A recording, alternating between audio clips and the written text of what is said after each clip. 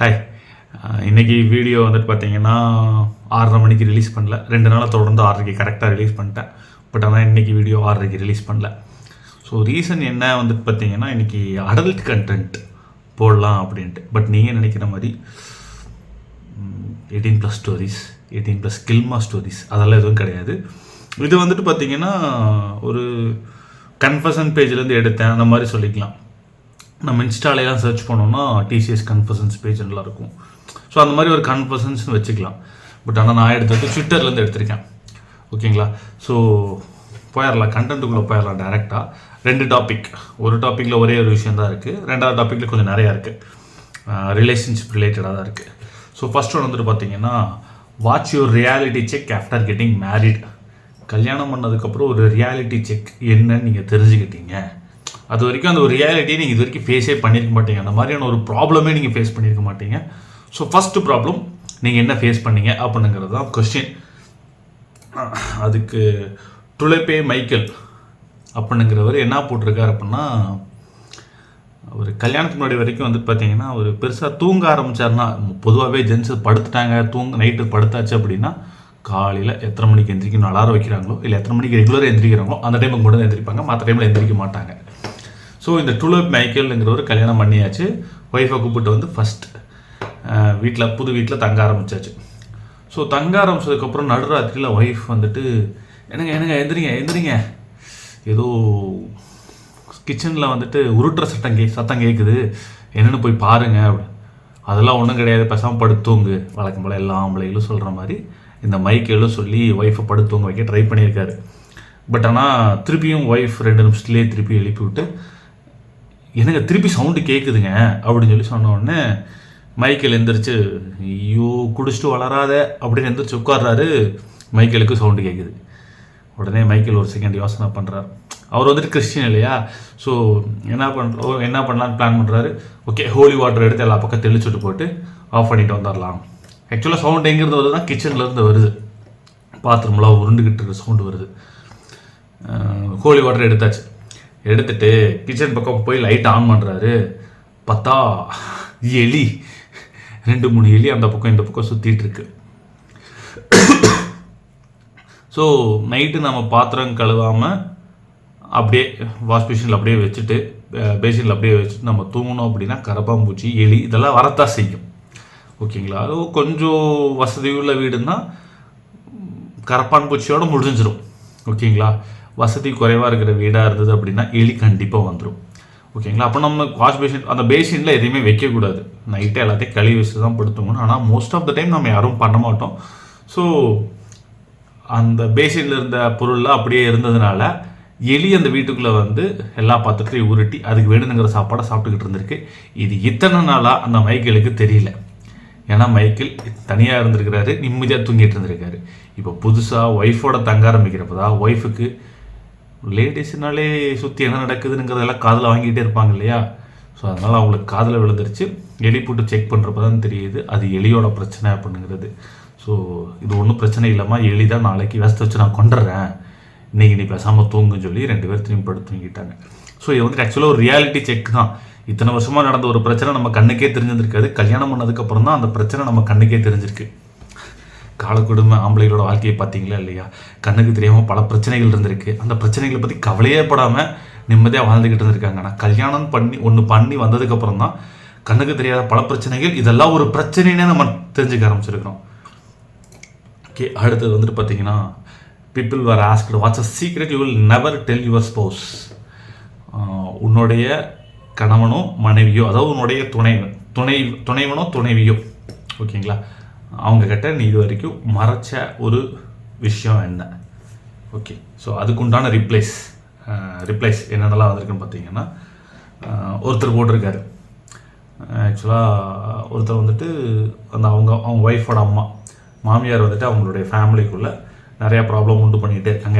எல்லா டிசிஷன்லேயும் இன்டர்ஃபியர் பண்ணிட்டே இருக்காங்க. ஸோ நான் டிவோர்ஸ் வாங்கலான்னு பிளான் பண்ணுறேன்னு சொல்லிட்டு போய் வக்கீலை பார்க்குறாரு. ப்ராசஸ் ஆரம்பித்தாச்சு. இந்த ப்ராசஸ் ஆரம்பித்து மூவ் ஆன் ஆகிட்டு இருக்கிறப்பே ஒரு 3 monthsக்குள்ளே திடீர்னு ஹார்ட் அட்டாக் வந்து அவங்க மாமியார் இறந்து போயிட்டாங்க. ஸோ அதனால இவர் இந்த ப்ராசஸ் என்ன பண்ணிட்டார், அப்படியே டோட்டலாக ஸ்டாப் பண்ணிட்டார். இவங்களுடைய மேரேஜ் லைஃப்பும் வந்துட்டு பார்த்திங்கன்னா கொஞ்சம் பெட்டர் ஆயிடுச்சு.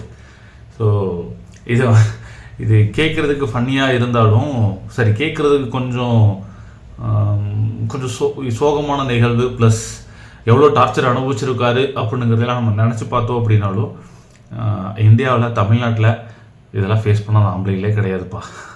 அப்படி தான் இருக்குது. இதுக்கெல்லாம் டிவோர்ஸ் வாங்கினா என்ன ஆகுறது? ஃபஸ்ட்டு கல்யாணத்துக்கே நமக்கு வழி இல்லை, இதில் 2வது கல்யாணத்துக்கு வேறு நம்ம போய் பொண்ணு தேடனு யாரால வருது?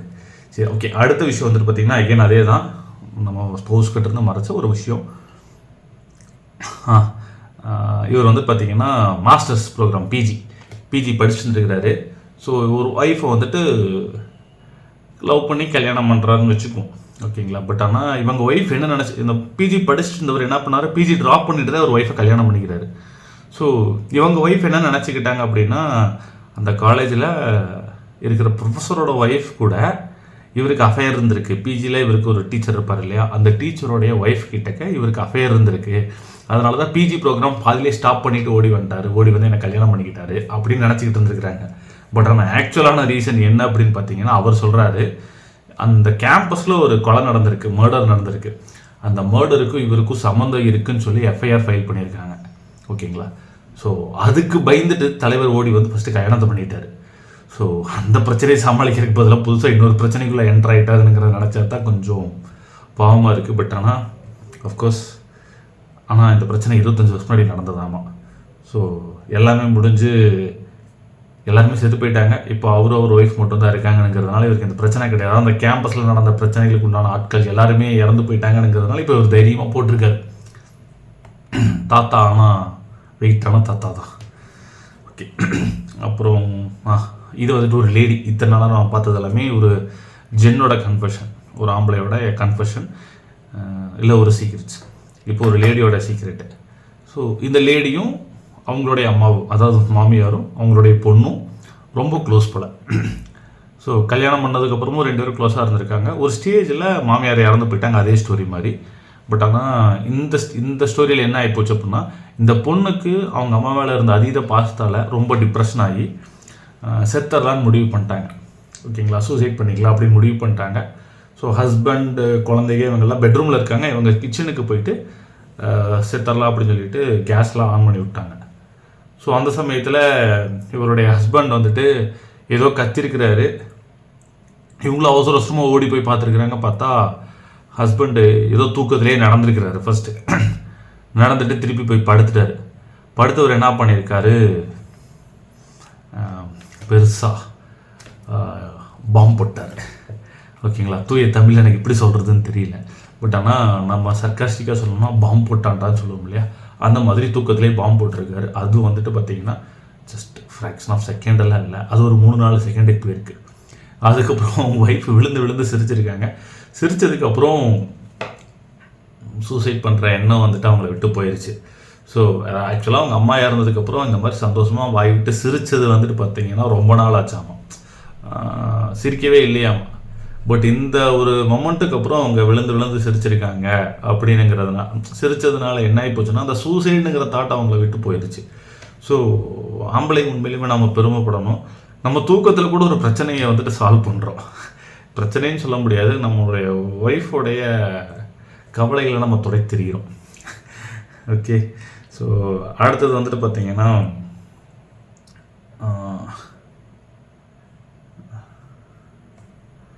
ஓகே, இது கொஞ்சம் ரொம்ப பெருசாக இருக்கு.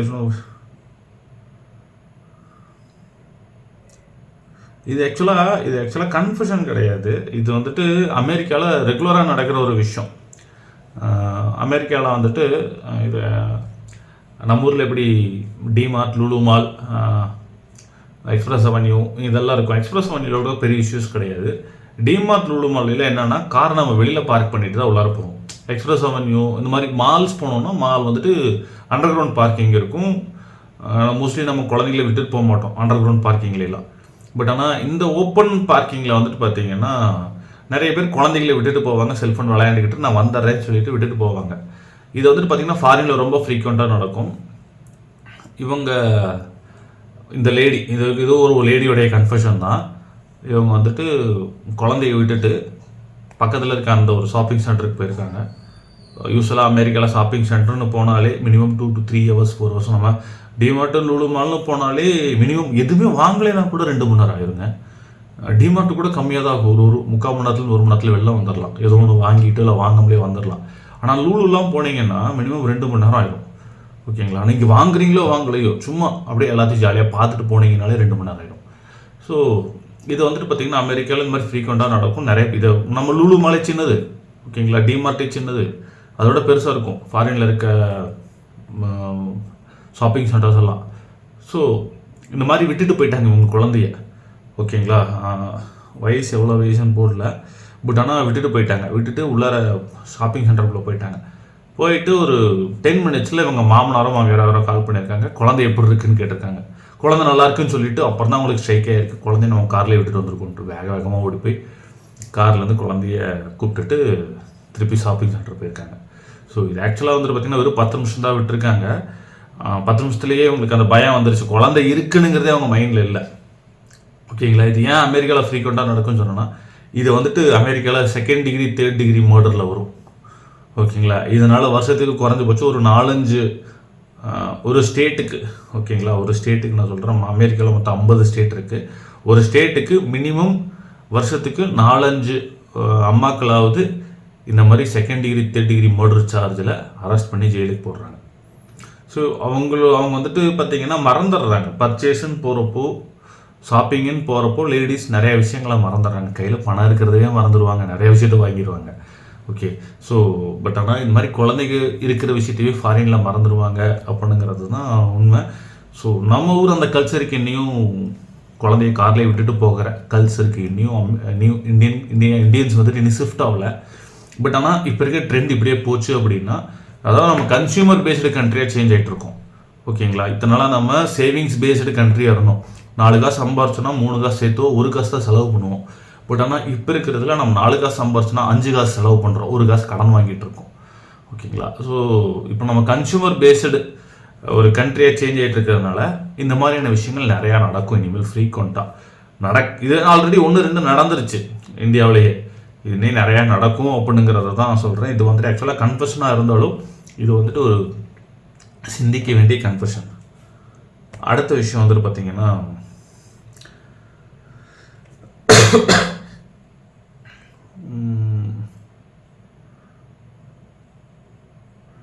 இது வந்துட்டு பார்த்திங்கன்னா பக்கா அடல்ட் 18+ தான் இந்த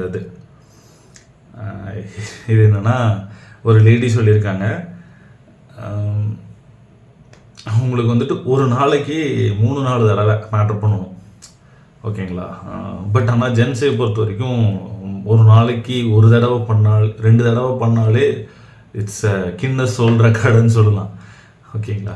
பட் ஆனால் அவங்க ஒய்ஃபுக்கு அது 3-4 டைம் பண்ணணும். அது வந்துட்டு அவங்களால ஆனால் அவங்க ஹஸ்பண்டுக்கு வந்துட்டு என்னென்னா மாதத்துக்கே 3 நாள் தான் பண்ணணும் அப்படிங்கிற ஒரு மென்டாலிட்டி. ஏன்னா ஃபினான்ஷியல் ப்ரெஷரு, அவுட்டோர் ப்ரெஷர் இதெல்லாமே இருக்குதுங்கிறதுனால மாதத்துக்கே 3-4 டைம் தான் பண்ணணும் அப்படிங்கிற மாதிரி அவருடைய எண்ணப்போக்கு. ஸோ இவங்க வந்துட்டு என்ன பண்ணுறாங்கன்னா செல்ஃப் ப்ளஷர், ஓகேங்களா. வேறு மாதிரி நம்ம வார்த்தைகளை சொல்ல முடியாது. பட் ஆனால் செல்ஃப் ப்ளஷர் இவங்க பெர் டேக்கு 3 to 4 எடுத்துக்கிட்டு இருக்கிறதா சொல்லியிருக்காங்க. ஏன்னா இது வந்துட்டு எதுவுமே அவங்களுடைய ஹஸ்பண்டுக்கு தெரியாது அப்படிங்கிறதே சொல்லியிருக்காங்க. ஸோ இதுதான் அந்த ஸ்போஸ் கிட்டேருந்து மறைச்ச ஒரு சீக்ரெட்டு. பட் அது உண்மையிலுமே அது கொஞ்சம் கஷ்டம்தான், அது நம்ம தப்பு சொல்ல முடியாது. அடுத்தது வந்துட்டு பார்த்திங்கன்னா அமெரிக்காவில் சம்திங் இது வந்துட்டு கிறிஸ்மஸ் டைமில் நடந்த ஒரு விஷயம். ஸோ கிறிஸ்மஸ் டைமில் தான் ஃபாரின் கண்ட்ரிஸில் வந்துட்டு பார்த்திங்கன்னா நம்ம ஊரில் தீபாவளி பொங்கல் இப்போலாம் பெருசாக யாரும் சேர்றது கிடையாது. பட் ஆனால் ஃபாரினில் ஸ்டில் கிறிஸ்மஸ், தேங்க்ஸ் கிவிங் டே இந்த மாதிரி சமயத்தில் ஃபேமிலிஸ் எல்லாம் ஒட்டுக்கா சேருவாங்க, ஒட்டுக்கா சேர்ந்து கொண்டாடுவாங்க. ஸோ அந்த சமயத்தில் ஒரு பையன் என்ன பண்ணியிருக்கான், வீடு ஃபுல்லாக ஆகி போய் வச்சுட்டு, வாந்தி எடுத்து வச்சுட்டு, டாய்லெட் போய் வச்சுட்டு, எல்லாமே பண்ணி வச்சுட்டு நல்ல பையனாட்டு இருந்துட்டான். அதாவது நைட் எல்லோரும் தூங்கினதுக்கப்புறம் தேங்க்ஸ் கிவிங் டேக்கு நல்லா சாப்பிட்டு முடிச்சுட்டு எல்லோரும் போய் படம் தூங்கிடுவோம் இல்லையா.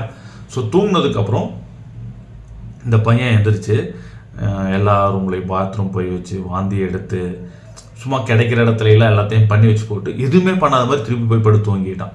ஸோ அடுத்த நாள் காலையில் எந்திரிச்சவங்களை என்ன நினச்சிட்டாங்கன்னா, அந்த வீட்டில் அதாவது இவனோட தாத்தா, இந்த பையனோட தாத்தா, அந்த தாத்தா தான் பண்ணிட்டாருன்னு எல்லாரும் நினச்சிக்கிட்டாங்க. பட் ஆனால் இன் ரியாலிட்டி இந்த பையன் பண்ணான். ஓகேங்களா. ஆனால் அவன் ஏன் பண்ணான் அப்படிங்கிறதா ஹைலைட்டு. போன கிறிஸ்மஸுக்கு, அதாவது இந்த கிறிஸ்மஸில் இந்த கூத்தை பண்ணியிருக்கான். போன கிறிஸ்மஸில் அந்த தாத்தா என்ன பண்ணியிருக்காருன்னா, இந்த பையனுக்குன்னு வச்சுருந்த ஏதோ சிக்கன் பீஸு எடுத்து சாப்பிட்டுட்டாராமா. ஸோ அதுக்கு பழி வாங்கிறதுக்கு ஒரு வருஷம் வெயிட் பண்ணி அந்த தாத்தாவுடைய பேரை மொத்தமாக எடுத்துகிட்டு போயிட்டான். இதை நான் தான் பண்ணினேனுங்கிறது இது வரைக்கும் அவன் சொல்லலை. ஸோ பழி வாங்கிறதுக்காக ஒரு வருஷம் வெயிட் பண்ணார். அதுவும் நல்ல விஷயம் தான். ஆனால் பெரிய மனுஷன் தாத்தா தான், பிடுங்கி தின்னார் தான், ஒத்துக்க வேண்டியது தான். பட் ஆனால் அதுக்காக அப்புறம் மான மரியாதையெல்லாம் நம்ம கப்பலில் ஏற்றக்கூடாது இல்லையா. பட் ஓகே, நம்ம அதை ஏற்றுக்கிட்டு தான் ஆகணும். ஏன்னா ஒரு வருஷம் பொறுமையாக இருந்திருக்காரு இல்லையா, அதுக்கு உண்டான பலனை அவர் அனுபவிக்கணும் இல்லையா. ஸோ அனுபவிச்சிட்டாப்புல. ஸோ இன்றைக்கி வீடியோ இதுதான், அந்த 18+ கண்டென்ட். எல்லாமே கொஞ்சம் அப்படியே ஃபார்முலைஸாக தான் இருந்துச்சு. ஒன்றை தவிர்த்து மிச்சது எல்லாமே ரொம்ப ஃபார்முலாக கேஷுவலாக அப்படியே மெயின்டைன் பண்ணி கொண்டு போயிட்டேன். Except for the one, self pleasure. Okay, so video ஃபுல்லாக பார்த்துருந்தீங்கன்னா நன்றி, பாய் பாய், தேங்க்யூ. நன்றி, பாய் பாய், தேங்க்யூ. ஸோ வீடியோ ஃபுல்லாக பார்த்துருந்தீங்க அப்படின்னா நன்றி, பாய் பாய், தேங்க்யூ. ஓகே, வீடியோ ஃபுல்லாக பார்த்துருந்தீங்கன்னா நன்றி, பாய் பாய், தேங்க்யூ.